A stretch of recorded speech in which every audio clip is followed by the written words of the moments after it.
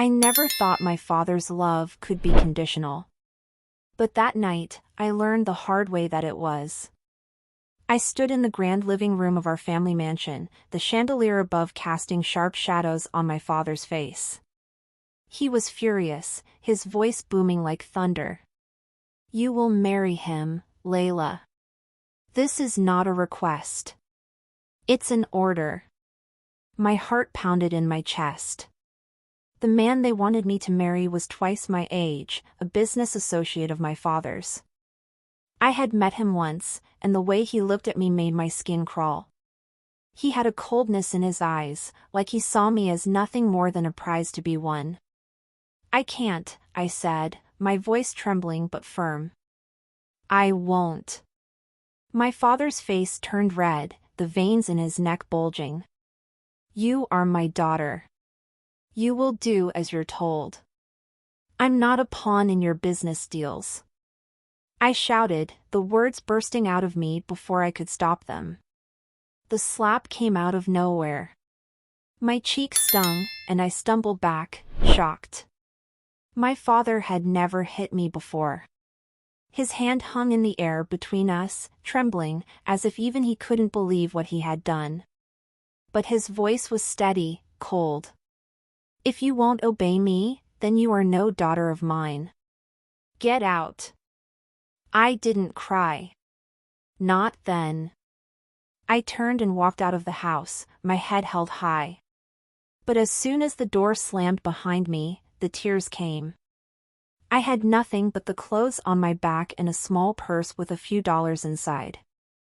The night air was cold, biting at my skin as I stood on the steps of the mansion I had called home my entire life. I looked up at the windows, half expecting my mother or one of my brothers to come running after me. But no one came. The house was silent, the lights in the windows like unblinking eyes, watching me leave. I walked down the long driveway, my heels clicking against the pavement.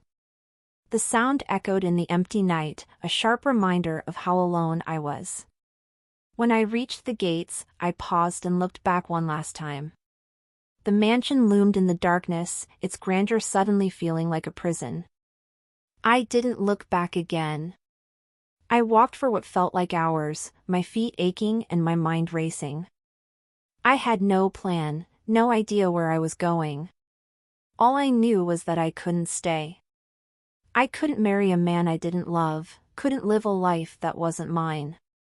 Eventually, I found myself at a bus station. The fluorescent lights buzzed overhead, casting a harsh glow on the empty benches. I bought a ticket to the farthest place I could afford, a small town called Willow Creek.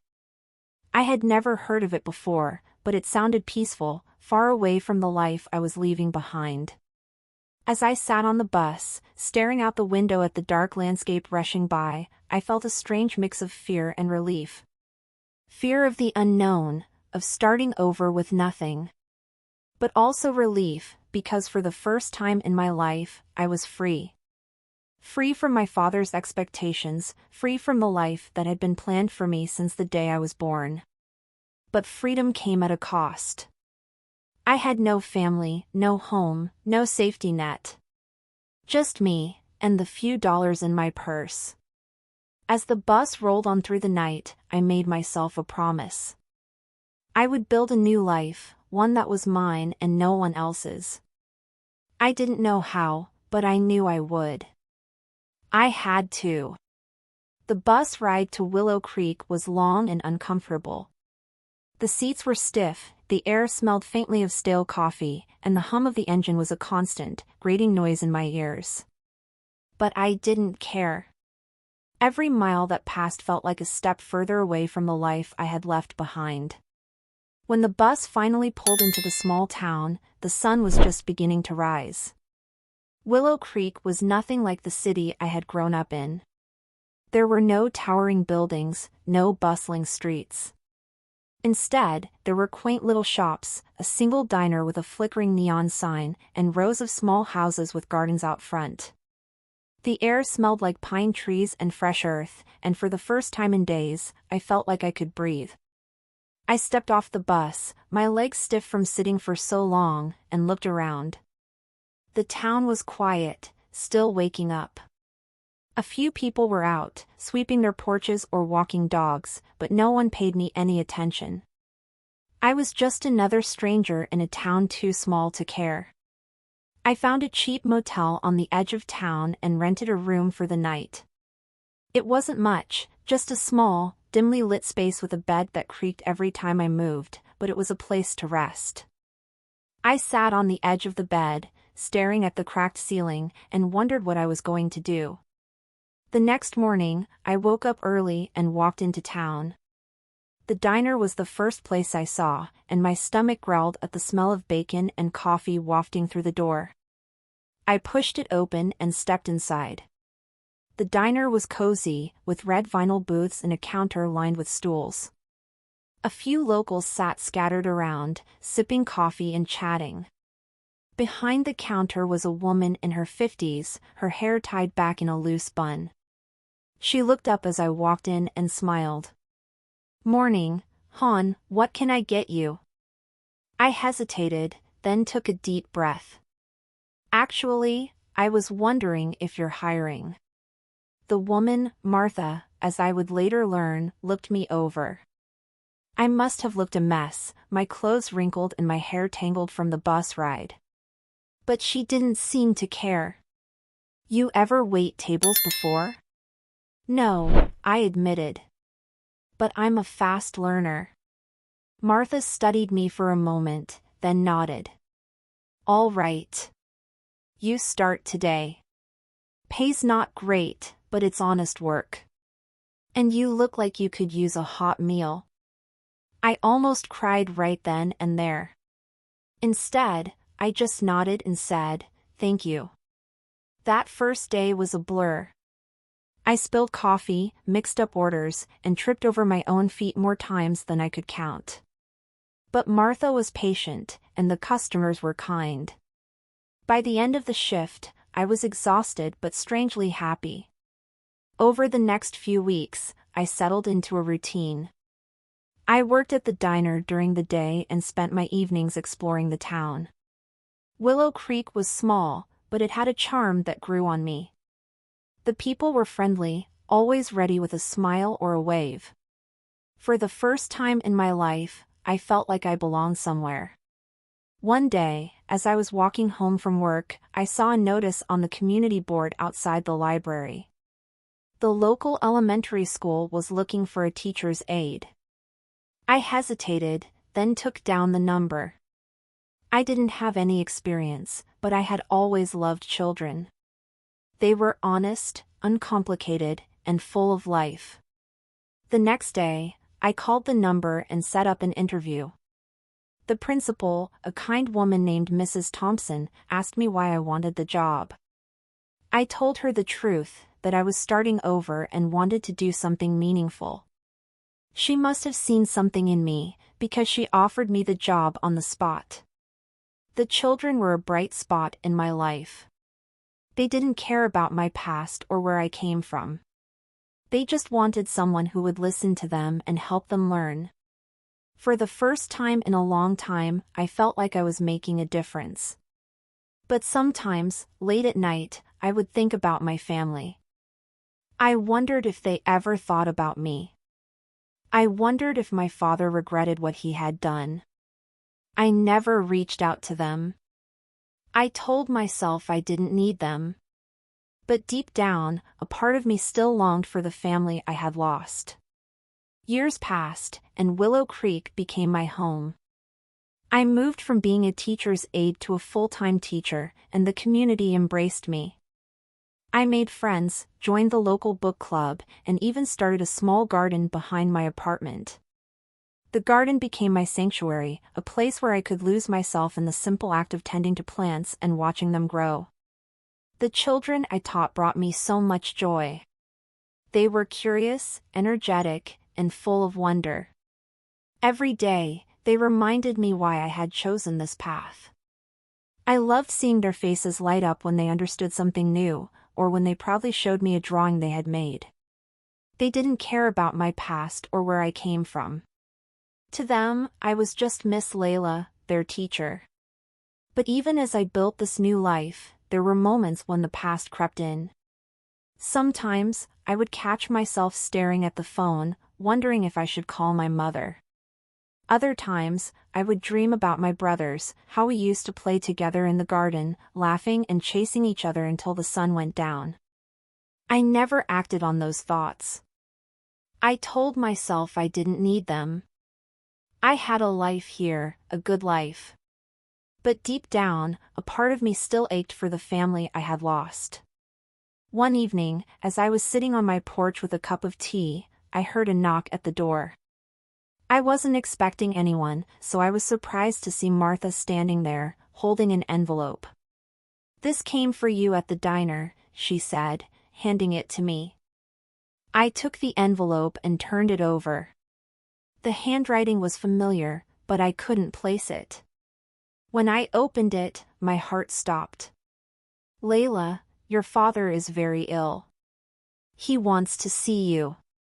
Please come home." It was signed by my mother. I read the letter over and over, my hands shaking. My father wanted to see me. After all these years, he was reaching out. But did I want to see him? The letter felt heavy in my hands, like it carried the weight of all the years I had been away. I sat down on the edge of my bed, staring at the words until they blurred together. My father was sick. He wanted to see me. I didn't know how to feel. Anger, sadness, longing, it all swirled inside me like a storm. Part of me wanted to crumple the letter and throw it away. He had thrown me out, after all. He had chosen his pride, his business, over me. Why should I care now?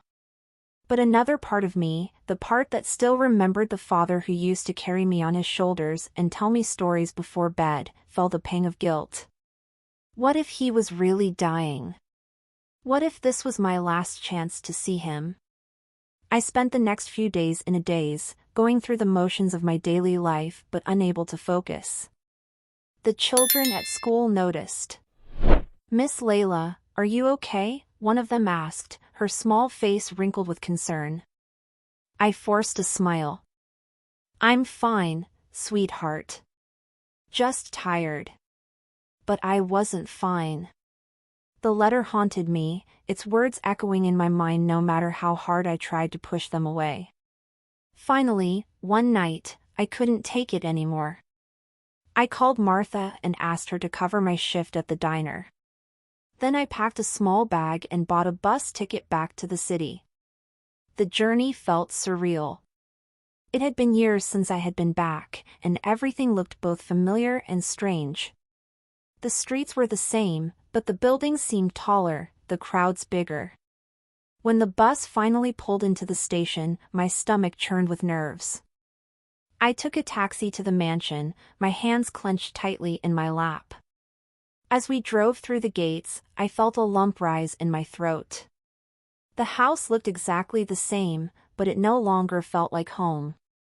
My mother was waiting for me at the door. She looked older, her hair streaked with gray and her face lined with worry. When she saw me, her eyes filled with tears. "Layla," she whispered, pulling me into a tight hug. I hugged her back, but it felt awkward, like hugging a stranger. "How is he?" I asked. She stepped back, wiping her eyes. "Not good. He's been asking for you." I followed her inside, my heart pounding. The house was just as I remembered it, grand and cold, with its high ceilings and marble floors. But it felt empty, like a shell of what it once was. My father was in his study, sitting in a chair by the window. He looked frail, his once strong frame now thin and hunched. When he saw me, his eyes widened. "Layla," he said, his voice weak but filled with emotion. I stood in the doorway, unsure of what to say. The man in front of me was a shadow of the father I had known, but I could still see glimpses of him in the sharpness of his eyes, the set of his jaw. I'm here, I said finally, my voice barely above a whisper. He nodded, his eyes filling with tears. I'm sorry, he said, his voice breaking. I was wrong. I was so wrong. I felt a lump rise in my throat. I had waited years to hear those words, but now that they were here, I didn't know what to do with them. I sat across from my father in his study, the silence between us heavy with unspoken words. The room smelled faintly of medicine and old books, a stark contrast to the fresh pine and earth of Willow Creek. My hands trembled as I clasped them in my lap, unsure of what to say or do. I didn't think you'd come, he said finally, his voice weak but sincere. I looked at him, really looked at him, for the first time in years.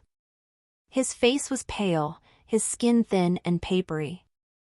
The man who had once seemed larger than life now looked small, fragile. I almost didn't, I admitted. He nodded, as if he had expected that. I don't blame you. I made a terrible mistake, Layla. I let my pride, my ambition, blind me. I thought I was doing what was best for the family, but I was wrong. I hurt you, and I've regretted it every day since. His words hung in the air, heavy and raw. I wanted to believe him, but the wounds he had caused ran deep. Why now? I asked, my voice trembling. Why, after all these years, do you want to see me? He sighed, his shoulders slumping. Because I'm dying, Layla. And I couldn't go without telling you how sorry I am. I couldn't go without seeing my daughter one last time. Tears filled my eyes, but I blinked them away. I didn't want to cry, not in front of him. Not yet. You threw me out, I said, my voice breaking. You made me feel like I was nothing. I know, he said, his own voice cracking. And I will never forgive myself for that. But please, Layla, know that I love you. I always have. I was just too stubborn, too blind, to show it. I sat there for what felt like hours, the weight of his words pressing down on me. Part of me wanted to forgive him, to let go of the anger and pain I had carried for so long. But another part of me was afraid that forgiving him would mean forgetting everything I had built for myself, everything I had become. Finally, I stood up. I need time, I said, my voice steady despite the storm inside me. I need to think. He nodded, his eyes filled with sadness but also understanding. Take all the time you need. I left the study and walked out into the garden, the place where I had spent so many happy moments as a child. The sun was setting, casting a golden glow over the flowers and trees. I sat on a bench and closed my eyes, letting the warmth of the sun wash over me. I thought about Willow Creek, about the life I had built there. The children I taught, the friends I had made, the garden I had grown. I thought about the person I had become, strong, independent, and free. And then I thought about my father, about the man who had once been my hero but had broken my heart. I thought about his apology, about the pain and regret in his eyes. I didn't know what to do. But as I sat there, watching the sun dip below the horizon, I realized that I didn't have to decide right away. Forgiveness wasn't something that could be forced or rushed. It was a journey, one that would take time. For now, I would stay.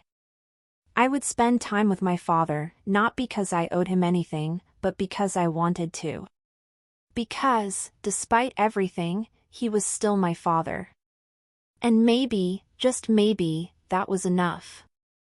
Thank you for watching. If you love this story, please like and share the video. Also subscribe to our channel so that we keep bringing more stories to you.